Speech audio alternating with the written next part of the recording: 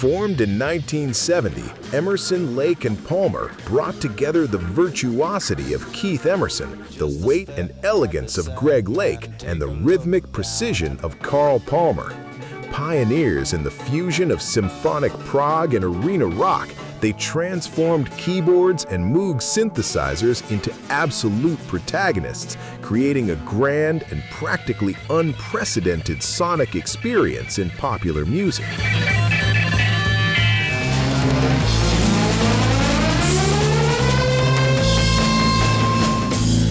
Tread the rope, cross the abyss, take a look down at the madness. On stage, Emerson tortured his Hammond to extract visceral and unpredictable timbres, guiding true sonic epics.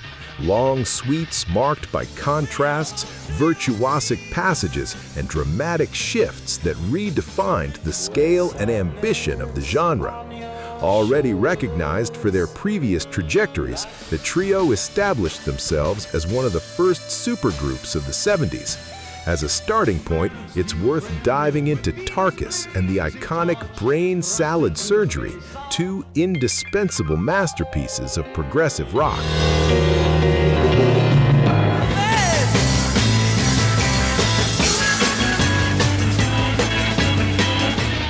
Now we will go beyond ELP to explore trios that, instead of the guitar, placed keyboards in command of harmony, melody, and breathtaking improvisations. Before we begin, take a moment to subscribe to the channel if you haven't already, and leave a like. This helps our content reach many more people. Without further ado, let's check out these explosive keyboard-centric prog rock trios.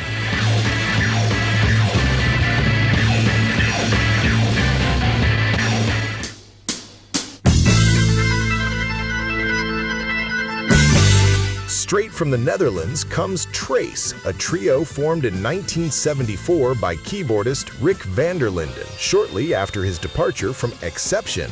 Alongside bassist Jaap van Eck and his cousin, drummer Pierre van der Linden, later replaced by Ian Mosley, Rick took his classical background into a high-octane progressive rock context. The sound is marked by complex arrangements and impressive technical speed, capable of leaving any keyboard fan jaw-dropped even today.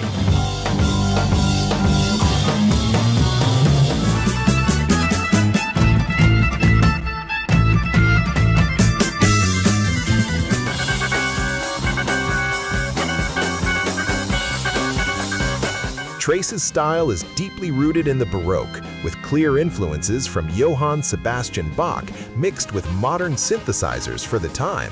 A fascinating curiosity is that Rick used a literal wall of keyboards, including a Hammond B3 organ, mellotron, and even a pipe organ. After the group disbanded, he adopted the rare and extremely expensive Yamaha GX1. The trio managed to create a rich, dense sound that many five-member bands couldn't achieve, becoming one of European prog's best-kept secrets.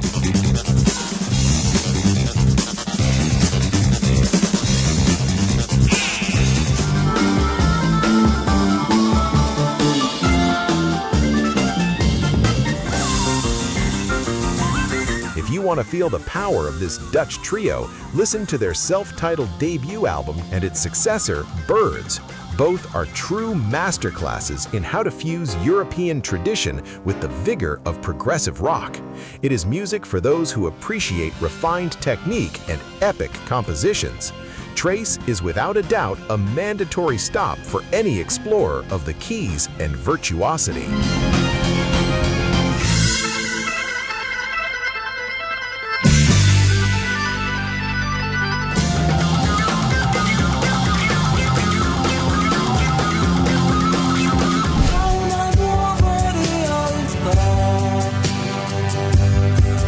Now, we cross the Alps toward Italy, the birthplace of a unique progressive scene.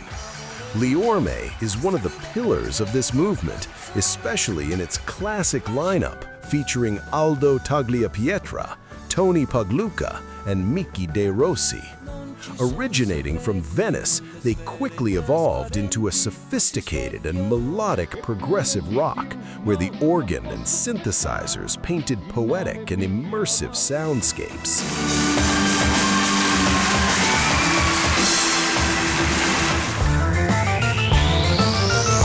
The ORME's differentiator was the balance between Prog's aggressiveness and Italian melodic sensibility.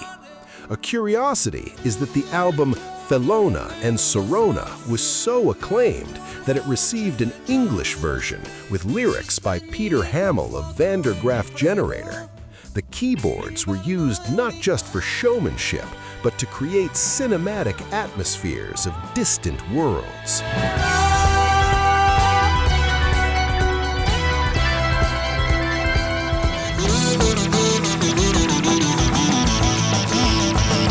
Dive headfirst into l'Orme's Venetian universe, the mandatory recommendations are the conceptual Felona e Sorona and the visceral Umo di Pezza. These are albums that define what we call Italian progressive rock, joining the classic sound of the Minimoog and Hammond with emotional vocals. Prepare for a sonic journey that is pure feeling, history, and technical mastery in every note executed by the trio.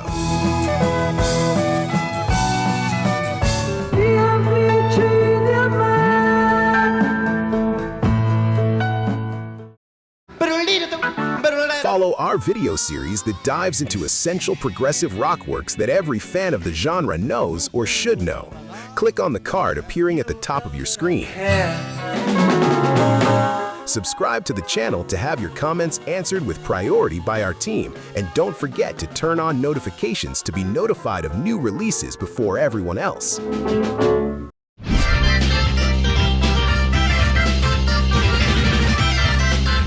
Refugee is a fascinating case of what could have been if it hadn't ended. Formed in 1974, the trio joined the rhythm section of the classic band The Nice, Lee Jackson and Brian Davison, with Swiss keyboard virtuoso Patrick Moraz.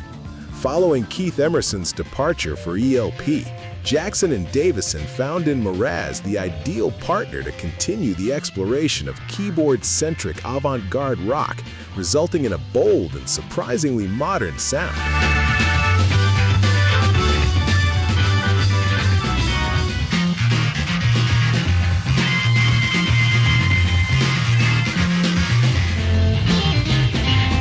Refugee's style was an explosion of jazz fusion mixed with symphonic rock. Moraz brought a palette of electronic sounds far ahead of his time, using synthesizers in an almost alien manner. Unfortunately, the band was short-lived. Moraz was invited to replace Rick Wakeman in Yes shortly after the first record. Despite their brief lifespan, the technical impact they left behind continues to be revered today.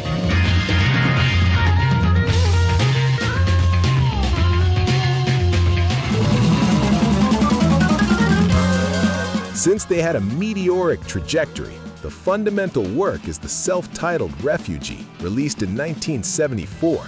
It's a dense album full of labyrinthine instrumental passages that demonstrate why Moraz is considered one of the great geniuses of the keys. For those who appreciate compositions that challenge rhythmic and sonic logic, it's a hidden treasure that deserves a prominent place in any collection.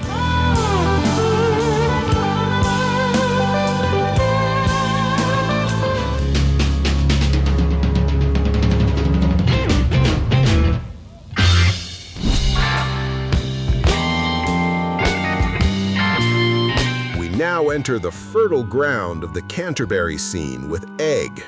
Composed of keyboardist Dave Stewart, bassist Mont Campbell, and drummer Clive Brooks, the group stood out for a cerebral and highly technical approach. Formed in 1969 from the ashes of the band Uriel, the trio abandoned conventional song structures to explore irregular time signatures and a unique fusion with classical music.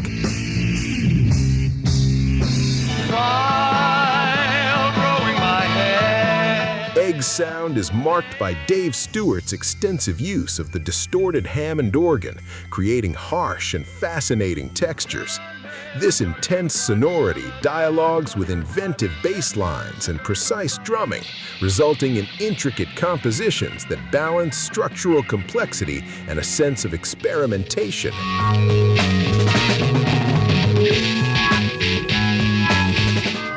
To understand the mathematical mind of this trio, we strongly recommend their first album, Egg, 1970, and the magnificent The Polite Force. These are works that demand the listener's full attention, revealing new layers with every listen.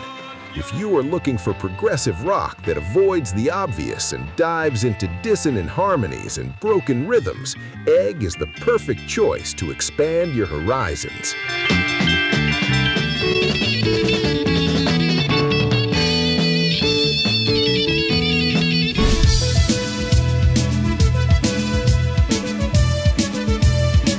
We end this first episode with one of the great names of German prog, TRIUMVIRAT. Led by the phenomenal keyboardist Jürgen Fritz, at their peak as a trio, the lineup included Hans Bothelt on drums and Hans Pape on bass, later replaced by Helmut Kohlin.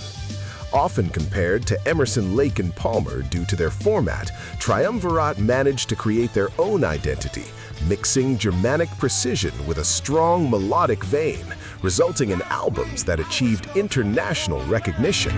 He said you were TRIUMVIRAT's sound is a celebration of Moog synthesizers with grand arrangements bordering on the operatic. A striking curiosity is the significant success they had in the United States, which was uncommon for German prog bands of that era. Jürgen Fritz was a keyboardist with rigorous classical training, which was reflected in the clarity and technical refinement of his performances, making the trio's sound a reference in crystalline sonority.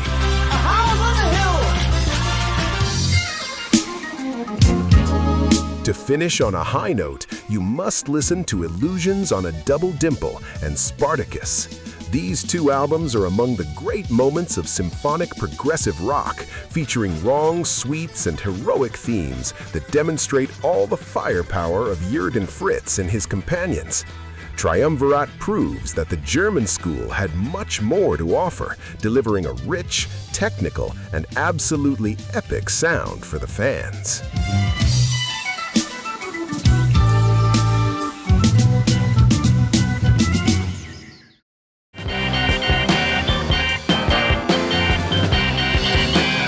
These trios proved that keys can be just as heavy and visceral as the guitar, but the list is far from over. We want to hear from you. Which keyboard-centric progressive rock trios were left out and need to appear in Part 2? Leave your suggestion here in the comments.